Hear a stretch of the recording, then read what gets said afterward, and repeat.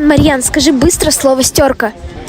Давай, хорошо. Стерка, стерка, стерка, стерка, стерка, стерка, стерка, стерка, стер. Костер? Как это работает? Нифига себе. Попробуй теперь сказать слово «кебаб». Окей, хорошо. Кебаб, кебаб, кебаб, кебаб, кебаб, кебаб, кебабки. Бабки? Ладно, окей. Ну, бабки мы любим, да, бабки, иномарки. Скажи теперь слово «сюмпи». Чего? Сюмпи? Сюмпи, сюмпи, Анжелина, это что за подстава? Ты норм? Теперь иди сама скажи. Знаешь что? А ну-ка иди сюда.